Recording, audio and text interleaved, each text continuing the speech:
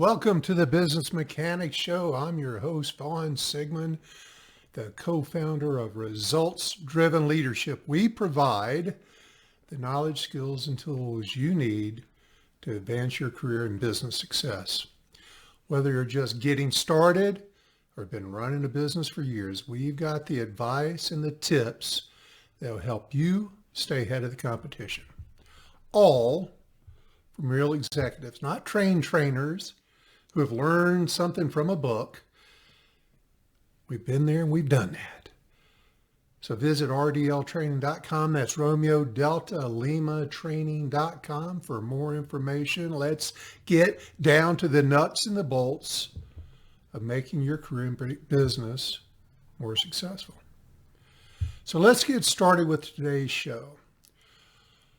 Results-driven managers who want outstanding, not just good, not at least average, not like it's always been, but outstanding results.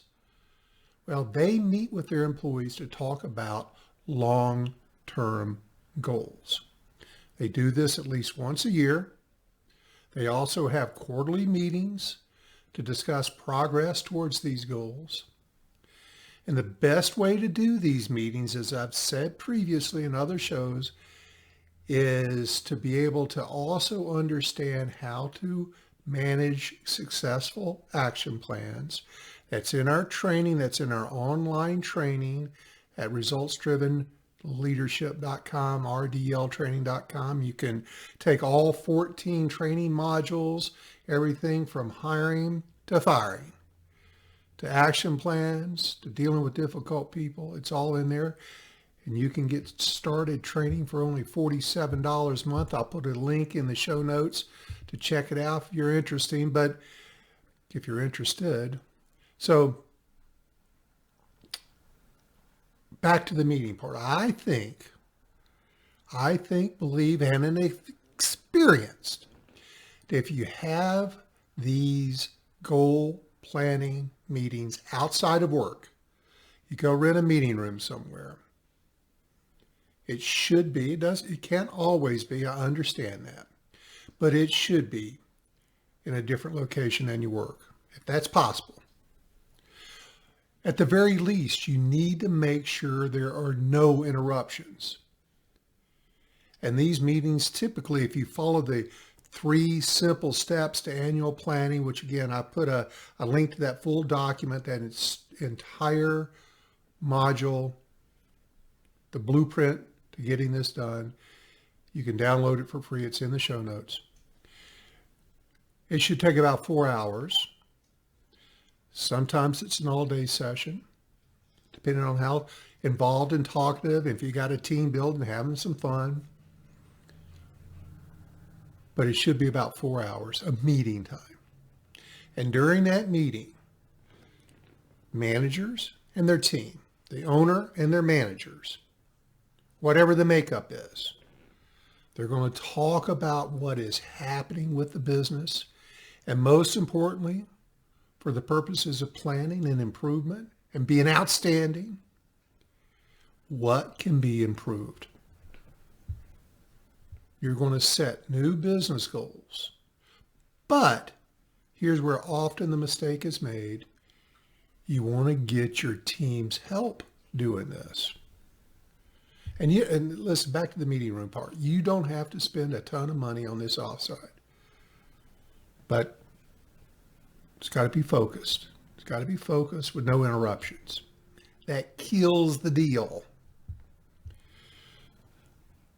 During this meeting, you need to focus on goals, the goals that will have the biggest impact on the organization. How do you know that? Well, you go through the 3 steps that I've got in my 3 simple steps to annual planning guide. And I've covered it in 2 previous podcasts, 2 steps. So this has been a series of programs. And during this show, I'm going to share the 3rd step. Once again, back to the show notes. I put links to the 2 previous shows if you need to go find those. But your team meeting, this team meeting around setting goals, is really the oil that gets it done. It's what's going to help you achieve your company's goals. This group planning session is all about your team and how your team is going to drive the actions that's going to get the results. It's a key leadership dynamic. If you tell them versus you ask them. And you ask yourself, think about this yourself. Are you more likely to do something you're told to do? Or are you more likely to go work hard on something you want to do that you've had some say in? That's a rhetorical question. You know which one it is. So let's talk about the annual goal setting meeting. This is a common mistake I see many managers make is they start making goals, and that's what this is all about, making goals without the help of their people. The people who actually have to go do the work. And that, my friends, is not a good idea. Because when you work with your team and they help you decide the goals, not only the goals, but the actions, the critical success factors, they've been through the SWOT exercise, so they know your strengths, your weaknesses, your opportunities, and your threats. You are much more likely to reach those goals. Why is this? Because the people you're talking with have a say in the action plan, being told versus wanting to. So they probably will agree with the activities, depending on how you facilitate this. If you're a command and control manager or leader, you're going to have a tough time making this work to your benefit, the highest possible level. But if you're collaborative, you're willing to listen, maybe hear things that you're not really interested in hearing or is uncomfortable for you to hear, it's going to make it tougher. You need to be vulnerable during the course of this. Because when they help you make the action plans, two good things happen. One, you don't have to be the smartest person in the room. It takes the pressure off of you to have to come up with everything. And then secondly, it's going to end up being their plan, not your plan. So if you want to do it that way, you want to do it the way that I know works. Done it for decades. I've worked with dozens and dozens of companies. In fact, I had 3 last week. It is annual planning season. This works, and it's amazing. So you got to follow these 3 steps.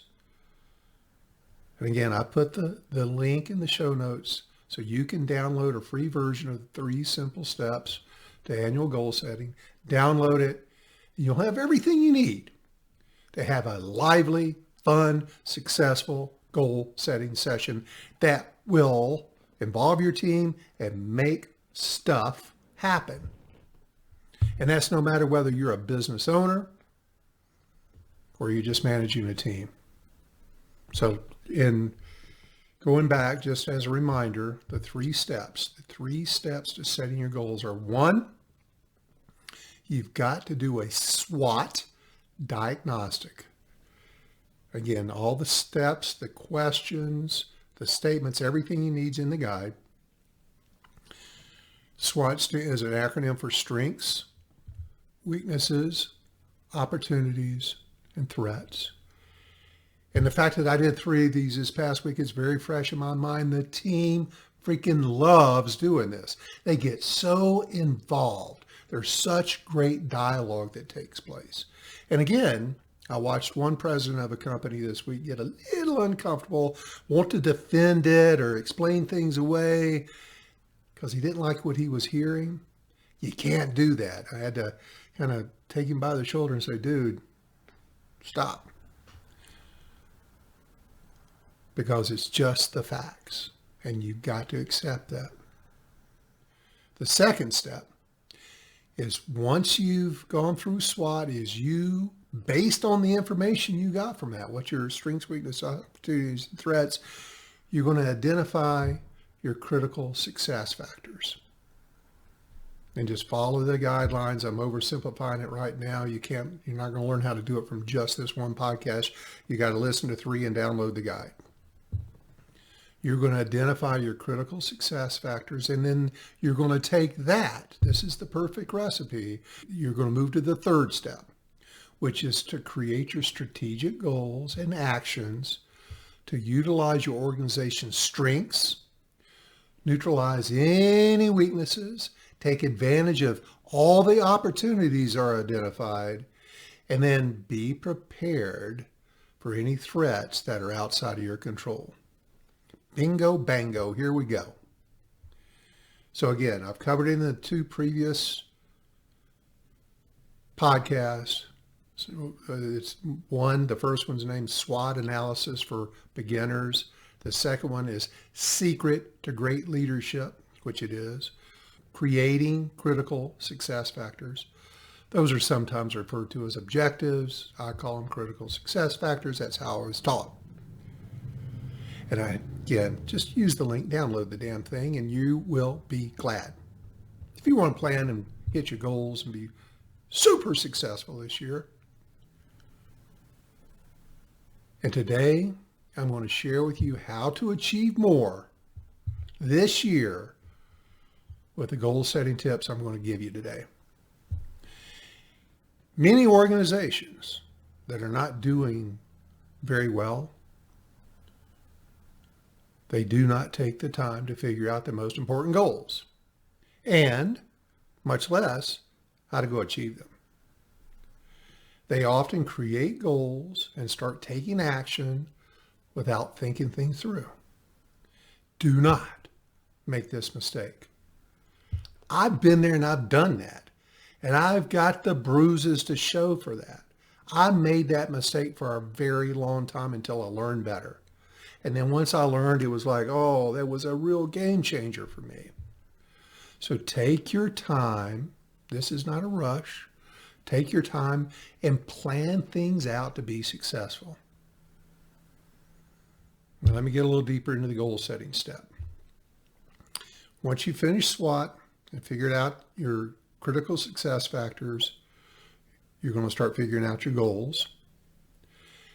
The first goal you should focus on is the most important critical success factors. When you're going through that exercise, as I've designed it for you, you're going to prioritize them. So start with the number one priority through the process that I shared with you in the guide and in previous podcasts. You get that from your SWOTs, etc. Now, and before I go too much further, I'm going to go off on a tangent. It's my show. I can do it. Stick with me on this because I think you will pick up some valuable information and maybe change your mind on a few things. So I'm going to go off on my tangent. Every single struggling company or struggling team I've ever come across has some things in common, but for sure they have this one thing in common. The head of the company or the manager of the team has not established clear goals. Other than what may be in their head, nobody knows what we're shooting for, much less talks about it much. They've never really thought about, never considered involving their team members in establishing and creating goals and putting them in writing. And that's the part I want to underline is get it in writing. Once it gets out of your head, it gets churned up into the pool of collective knowledge. It gets prioritized and you start putting it in writing. There's a lot of good things that happen. Let me share some interesting information on how important it is to have it get put into writing, and along with regular follow-ups to determine how things are progressing. There has been a significant body of research that clearly shows that putting goals in writing can and does improve the likelihood of reaching them. Here's why. Writing down a goal makes it more concrete. It's more tangible, which in turn helps increase motivation and focus. Additionally, when goals are written down, it's easier to track the progress, and to hold oneself or hold the team accountable for achieving them. And these studies have shown that people in companies who write down their goals are more likely to achieve them than those who simply think about them. You get that sense of commitment. Things are more salient when they're in writing. In a study, I'll refer to this study, in a study that was published in the Psychology Science magazine, participants who wrote down their goals were 42% more likely to achieve them than those who simply thought about their goals. Writing down goals helps you clarify. It's amazing once it comes out of your head and goes on to paper, how all of a sudden you see this goal so differently, and you can edit it and refine it. But as long as it's tumbling around in that big brain of yours, you don't get that opportunity. And once it gets in writing and you start dialing it in and see how achievable it is, that helps the motivation and focus.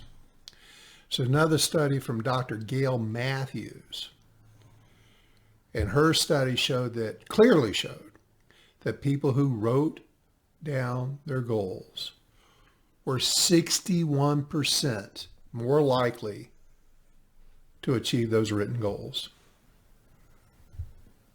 So somewhere between 42 and 61%, depending on the situation. Those are pretty good odds. You're going to improve your odds of achieving your goal if you simply just put them in writing. Take those odds to Vegas and tell me you wouldn't. Of course you would.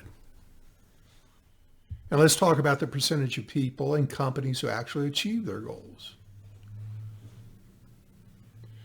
Are you feeling like sometimes everyone has big plans for their future and you don't? How are these other companies or teams or people hitting all these high marks, growing their company, growing their teams, being successful, and you're not? Well, I promise you, those people are setting goals, and they're communicating those goals, and they're tracking those goals, and they're putting them in writing. But companies are people who don't, whether it's a personal goal or a company goal or a team goal, people who don't set goals, well, they don't stick with them, so they don't achieve them. It becomes a little bit of a sprint. Then the distractions in life come along, other priorities get in place, and off you go. Off you go. In fact, according to Reliable Plant, only 20% of people and companies set goals for themselves. 20%, meaning that 80% don't have any goals other than what's maybe in their head. And when you do all that math and you boil it right down, that means that only 6% of people and companies successfully achieve their goals. So if you're not sold on setting goals, writing them down, think about the fact that you are 10 times more likely to succeed, 10x, if you have goals and you put them in writing, you communicate them, you hold people accountable to them. And get this, fewer than 3% of Americans write down their goals. There is a whole industry out there of self-improvement, and every single one of them will tell you, write down your goal. And even fewer, this is amazing, 1% work on their goals every day. 1% work on their goals every day. They don't review them. They don't rewrite them. That's a part of the training that I share is it's okay to reestablish yourself and go in a different direction. Brian Tracy shares that quite eloquently in some of his material.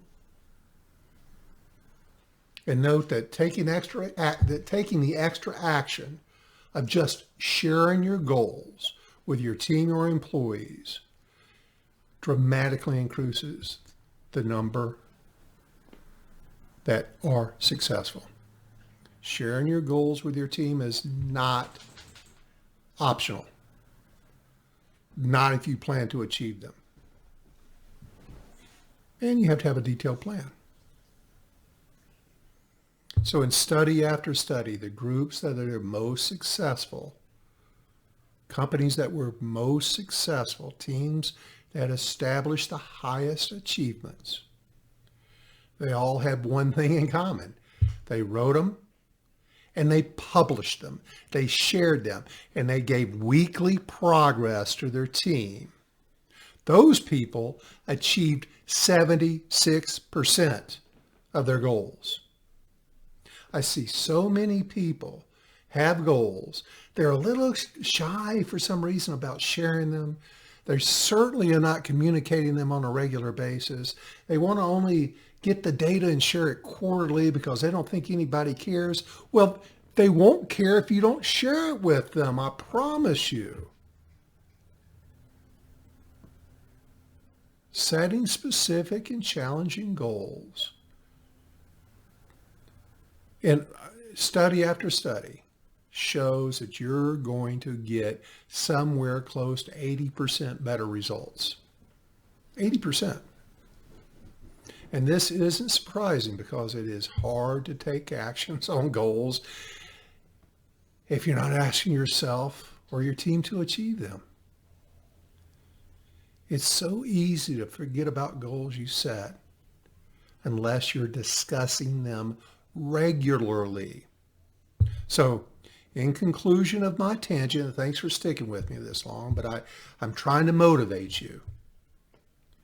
If you've not picked up on my opinion so far, it's easier to achieve your goals if you have them written down.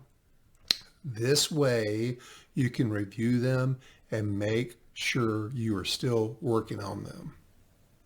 What gets talked about gets improved. It's an old saying, but it is 100% true. What gets talked about gets improved. And if you're not talking about it, leaving it up to the universe, folks. Now, I'm off my tangent. We're back to setting goals. First piece of advice is limit the number of goals. It's a mistake that many companies, people often make is choosing too many goals, trying to overtake the world. Because if there's too many goals, you're creating a degree of difficulty of achieving any of them. It just creates confusion. Don't do that. Don't confuse your team. Don't confuse yourself. You can't keep up with that many things. So make sure you don't have too many goals. Don't spread yourself or your resources too thin or the focus too thin. The capacity of your people. You know the resources you have available to you. Measure that in the number of goals. Measure that in the number of goals you establish. And remember that each goal set for your team or organization will need its own plan. The plan to achieve that goal. And working on more than one goal at a time is hard, especially if you haven't practiced this. If you're new to this, start with one. Get better at it. Go to two. Some companies, really expert companies, can handle 5, but 5 is the max. So it's better to start with 1 or 2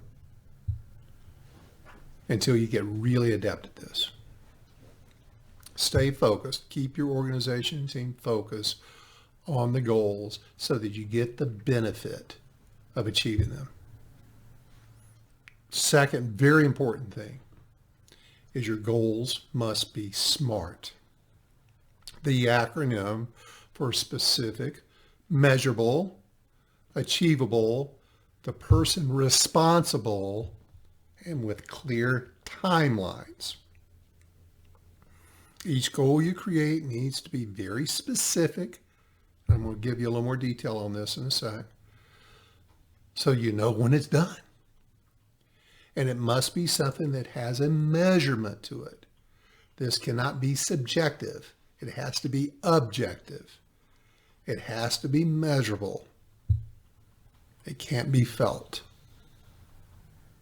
And the goal should be something that is realistic and achievable. Don't bite off more than you can chew. You want wins out of this, folks. And there needs to be someone responsible. You need a captain, a chair, somebody that is leading the efforts to achieve this goal. And the person you hold accountable to complete it on time, or to communicate back to you what's going on if it's not being achieved, or if it can't be achieved on time. You're not holding the whole team accountable. You're holding this one person who then holds the team accountable. And that is a great developmental opportunity. If you've got somebody you're trying to develop to move to the next level, my friends, y'all, this is the way to do it. Put them in charge of a goal.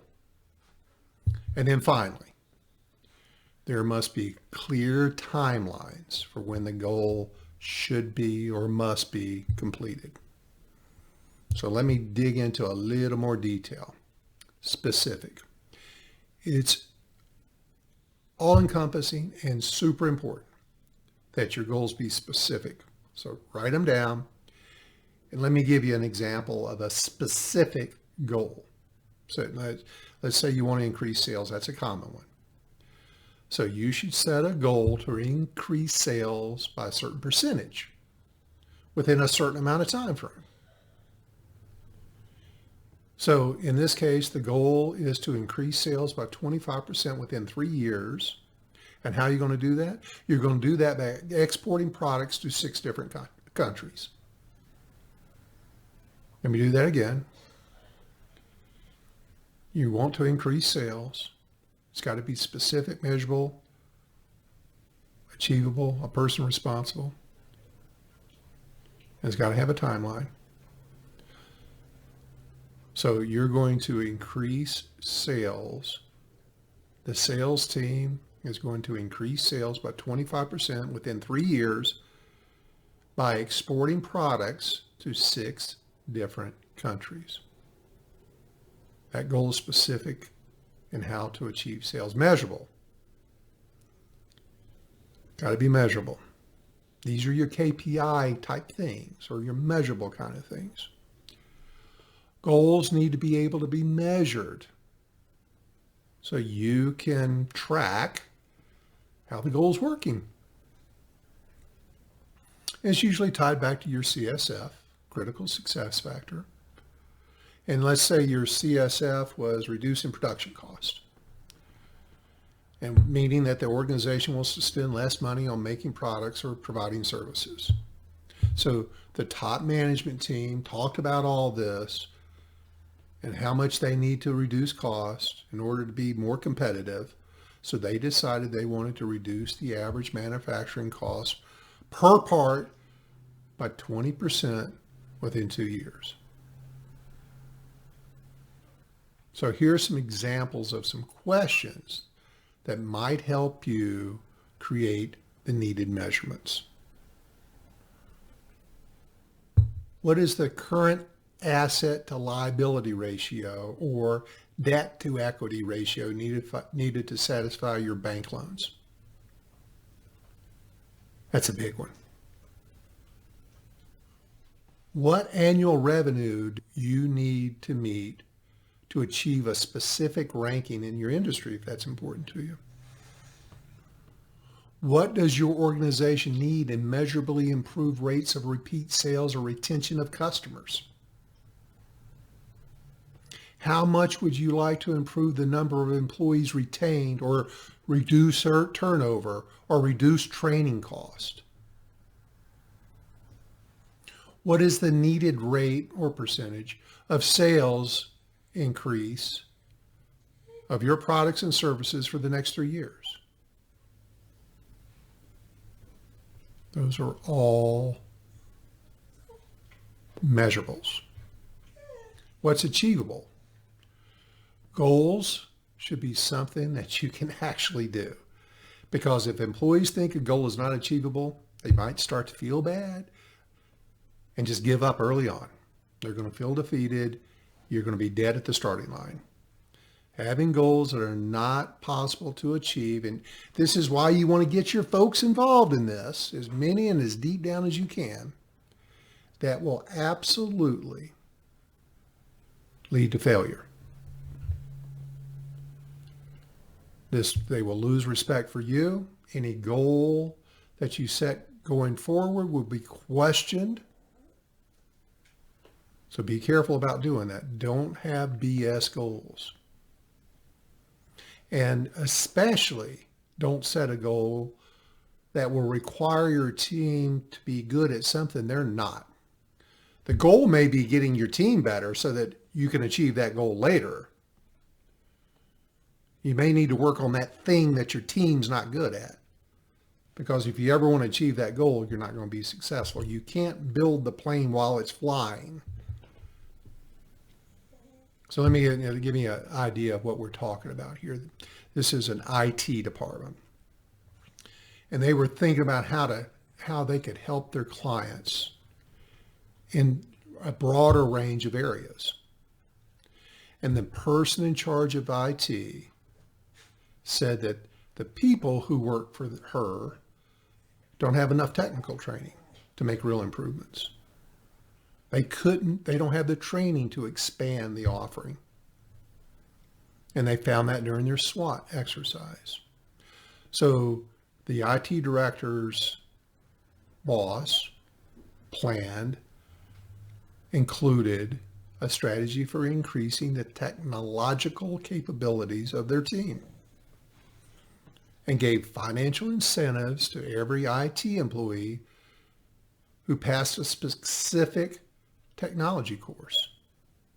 So she worked on their certifications, paid for those certifications, and then once her team was more technically educated, then they could start expanding their offerings to their clients. And one of the things this always comes up, because I've seen a lot of companies do something like that.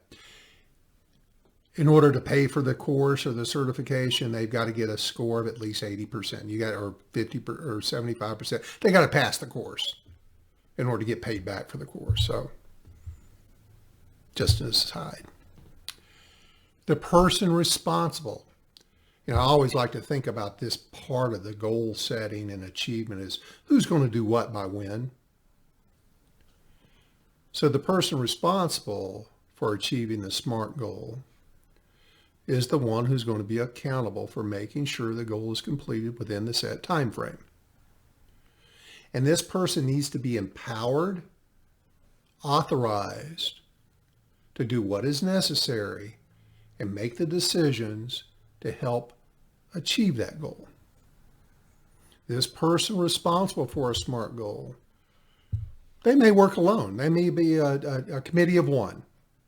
Or they may work with a small team or a larger team. Depends on the goal.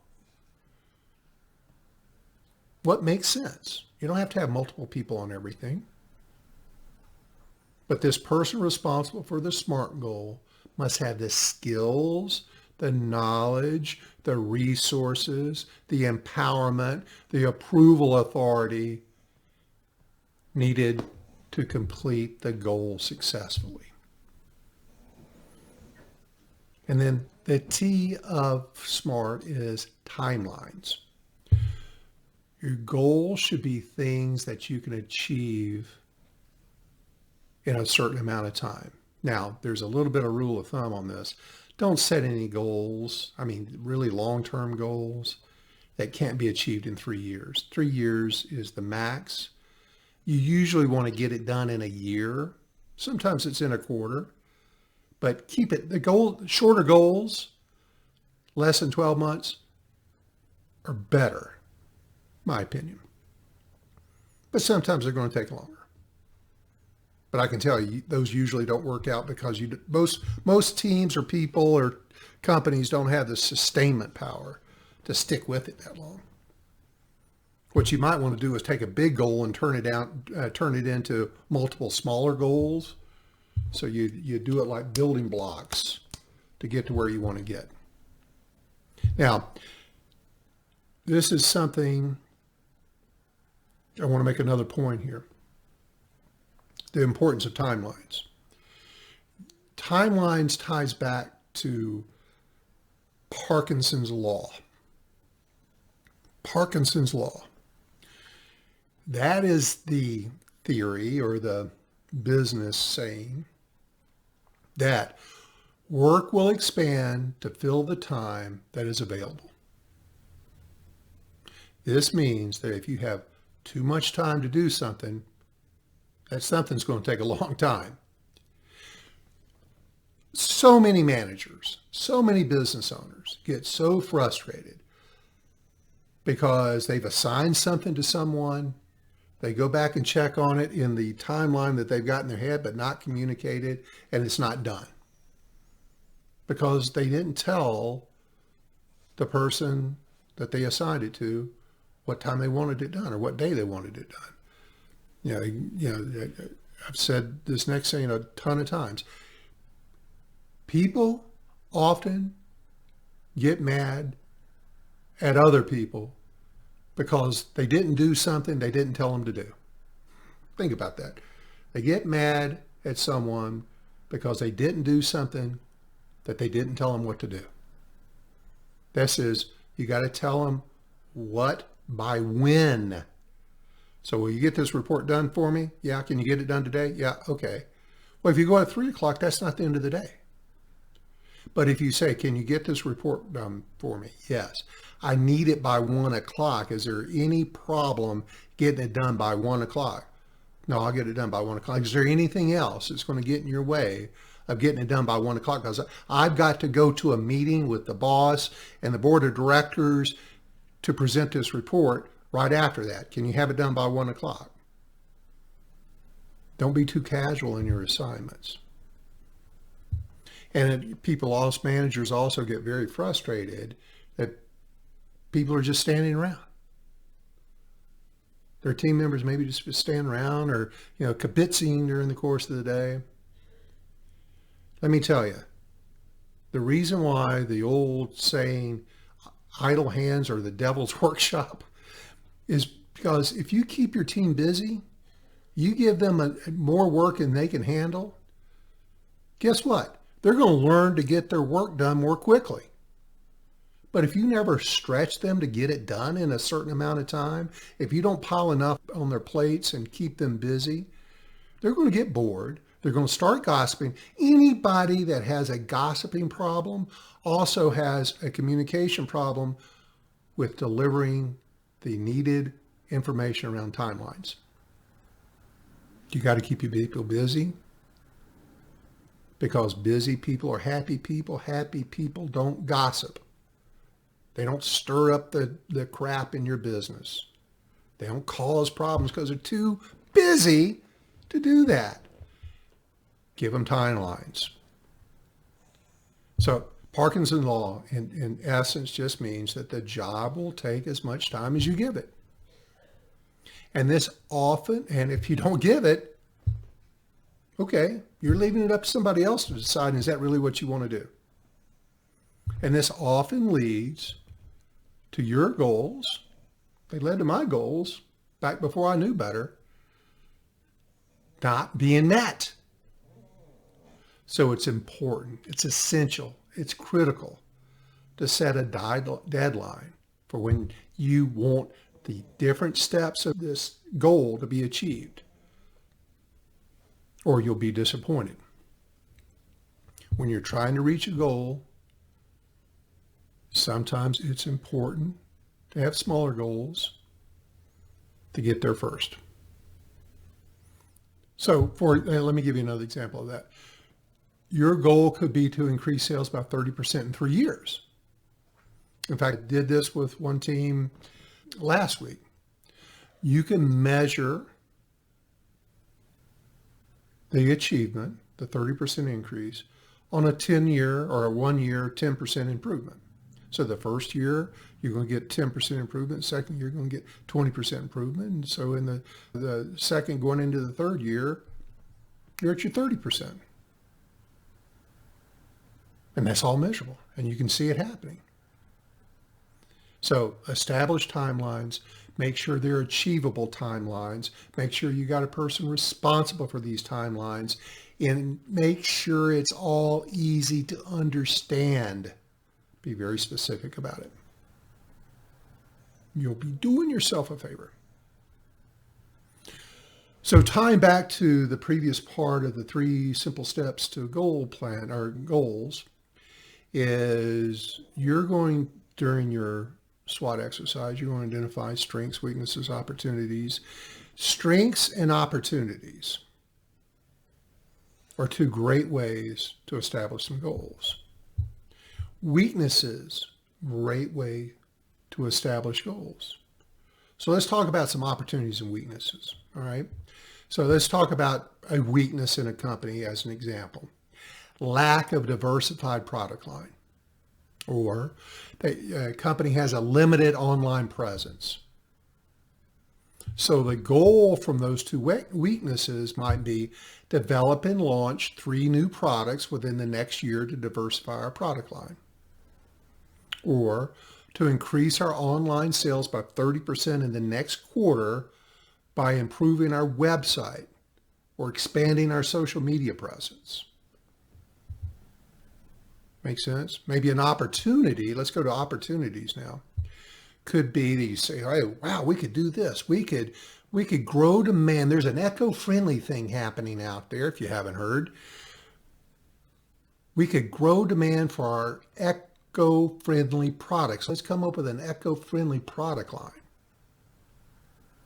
Or you realize during your SWOT exercise that there's new markets that we're not going into. We ought to go tap into one of those markets. So some goals around those might be to develop a line of eco-friendly products to meet the growing demand in the market within the next 18 months. Or to enter a new market by doing some market research, identifying the key players, and within those key players, the potential customers or contacts, and create a sales and marketing plan within the next 6 months. It all doesn't have to come at once, in other words. Here's a goal that was developed to overcome a weakness. Let's talk about the goal now. Sometimes people set goals to overcome these weaknesses. Often they do. So for example, if an organization's sales depend too much on only a few major accounts, very dangerous, they may set a goal to fix that.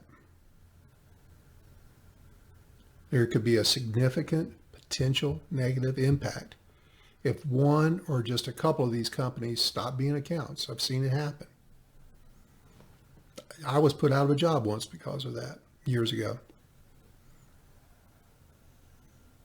So you got to be careful. So the weakness is depending too much on one customer or a small number of customers. So the critical success factor would be decreasing our dependence on a small number of customers that represent most of the company's sales. Pareto's law, 80-20, you got to be careful about that when it comes to the broadness of your customer base. So the organization's goal is to expand our customer base within 2 years so that no one customer represents over 20% of the company's projected sales. Simple enough. How about a goal developed around a threat? like increased competition in the market or a big economic downturn. So the goals could sound something like conduct a market analysis to identify our top competitors and develop a plan to differentiate our products and services within the next quarter, or a unique value prop. If we got competitors come along, how are we going to stand out? Are we just going to be Circuit City and let Best Buy take us over? Here's another one. Develop a cost-saving strategy to mitigate the impact of an economic downturn within the next 6 months. So cost savings, waste reductions, you don't want to be talking about cutting cost. Cost-saving strategy, that sounds a whole lot better to your people. Waste reduction, where are we wasting money? And how can we identify and eliminate that waste? Here's another threat. Diversify revenue streams by identifying and targeting new markets for the company's products and services within the next year. Maybe to hang on to our customers, we improve customer service and after-sales support to retain existing customers and attract new ones through referrals. So I think you're getting it. Again, it's all in the guide. Now let's talk about something else, high-risk goals. High-risk goals. Don't create a goal that is too risky. Some of you high D's on the DISC scale, you are very risk tolerant. Be careful with that, because not everybody on your team is going to buy into what they see as risky. So watch that. Some managers, some business leaders who have been very successful, by the way, they sometimes create these goals that are just in the eyes of the people who have to go get it done, just too risky. Just make sure if you're going to do it, and it's your right to do it, that taking that risk and the potential negative outcome to that risk is worth it. Just be careful with it. So let's conclude this thing. This isn't the most lively of things to do, but it's the most critical thing to do. And I got to tell you, as you get into it and you get better and better at facilitating, these meetings can be a ton of fun. They can be exhausting, but they're a ton of fun. And wrapping things up, many organizations, they don't achieve success because they do not have clear goals.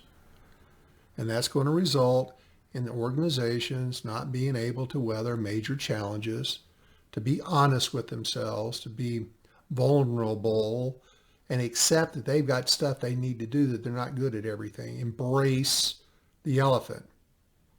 Don't avoid your problems. Create goals. They can be innovative, but they must be well thought out. And they should be challenging. But it's going to be worth it. It takes time to create and implement reasonable goals. So be patient with it, especially your first time. It takes time to implement reasonable goals. But the better you and your team get at it, the more likely you are to start achieving the future you want. You and your team, they need to be focused and have a plan. What gets talked about gets improved, communicated. Embrace the obstacles. Be prepared for those. Be patient. You already work hard enough. Let's work smarter. And then you can overcome whatever you need to and be more successful than you've ever dreamed. There will be some difficult parts. There's going to be some detours while you're trying to achieve these goals, but you can overcome these if you and your employees are really committed to achieving goals that have a good chance of success. So that's it, y'all. Thanks for listening today. Please visit my website, rdltraining.com. That's Results Driven Leadership, RDL, Romeo Delta Lima Training.com. Check out all our services, our training programs. Download the guide that you're looking for on the 3 simple steps, and we will talk to you all next week.